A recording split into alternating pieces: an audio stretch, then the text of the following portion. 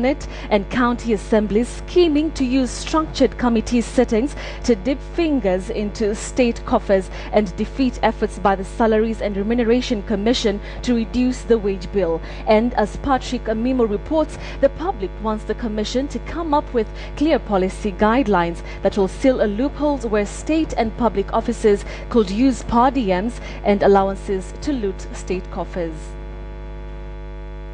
Of the public converged at the Kenyatta International Conference Center's plenary hall to brainstorm and give views on the proposed salaries and allowances structure for state officers. The decision by the Salaries and Remuneration Commission to award the officers' allowances above 40% and almost shy of half the basic salaries caught public attention. These allowances are often never taxed, and some officers have used them to fleece the state coffers. The concern now is that members of parliament, senate and the 47 county assemblies could use allowances to compensate for reduced salaries. There will be structured committee sittings that are likely to attract allowances. Now, I don't know how the commission is going to handle this. You cannot say that you must be paid sitting allowance to do that which we've employed you to do. Whether we are going to have gratuity or pensions, those needs to be fixed so that also people do not wake up one day and start saying that we have a winding allowance. We also have to monitor so that then those who feel that they're paid less will not make a kill around diems. Suppose we have the retired presidents, maybe 6 presidents or 8 presidents. This country is collapsed. There are leaders in Tanzania, the retired presidents. They don't go with money in their pocket kama hasira ya kuritaya. A review of salaries and allowances for 3,600 state officers saw the commission save the exchequer $500 million. However, other benefits currently being enjoyed by these officers were not taken into account. I still propose, as my input, this must go down by 20%. If you are to employ 25,000 Kenyans out of that savings, each one of them will get a 20,000 salary, and therefore this is a plus.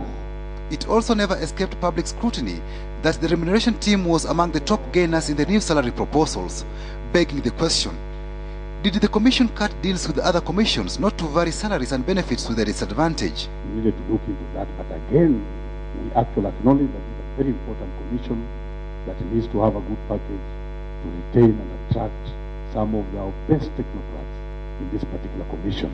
I hope you did not get twisted because CIC started by rejecting the package, so it was tripled. I want to assure you that tumesimama kidete, you are not lobbied. Before this is implemented, it should be suspended until the salaries of the lowest paid civil servants is reviewed. So, members of the public want the Salaries and Remuneration Commission to cut further the public wage bill, plus putting in strict measures that will ensure state officers do not abuse allowances and per diems to inflate their salaries. Reporting for KTN, I'm Patrick Amimo. Culture and tradition are part and parcel of communities in Kenya, and so the falling of a mugumo tree in the Gyakanja area of Nyeri County weeks before the general election is causing ripples over its political implications in this political season. The Gikuyu community attaches cultural and spiritual significance to this tree. KTN's Carol Nderi visited Gyakanja and brings us this story.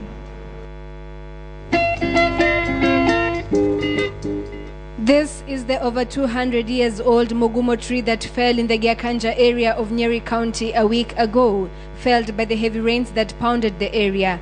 The Gikuyu community believes that it originated from Gikuyu and Mombi as displayed here at the Dongoma Cultural Center. It is believed the two then went ahead and bore 9 daughters who formed the 9 Kikuyu clans after being married off to 9 suitors. The belief in the mugumo tree is as deep, and the falling of one is said to bring about a generational change from one rika or age set to another. Kenyatta akija kuchukua uongozi, kuna sijui kama ni mugumo ama ni mukulwe, iliaguka huko Murang'a kwa Wanyagathaga.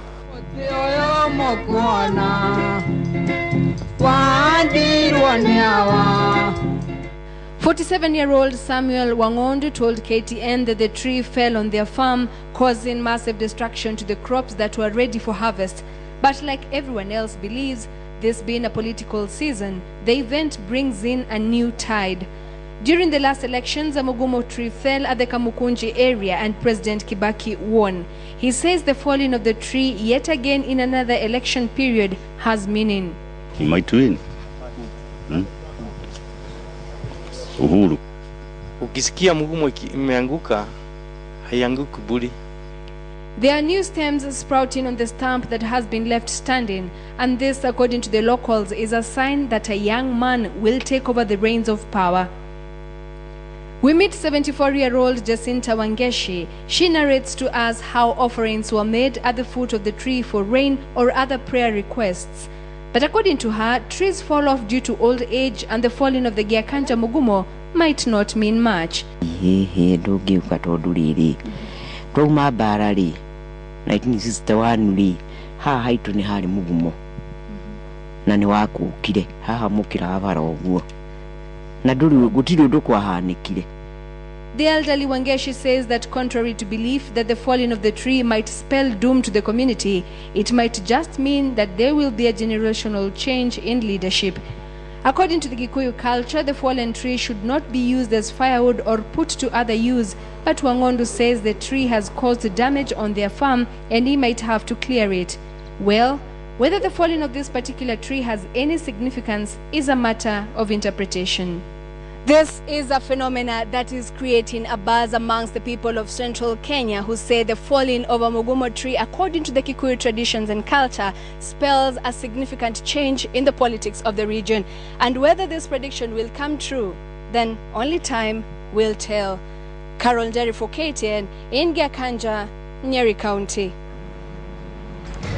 Now, Bonnie Chinya joins us with the day's business in just a short while. But Bonnie, that's such a loss if you come to think about it. 200 years. 200 years. But you know, Betty, for some of us who don't have mugumo trees, it will take you 200 years to grow one.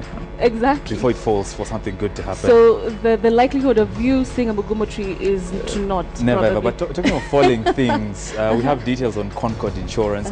We understand yesterday it was put under statutory management.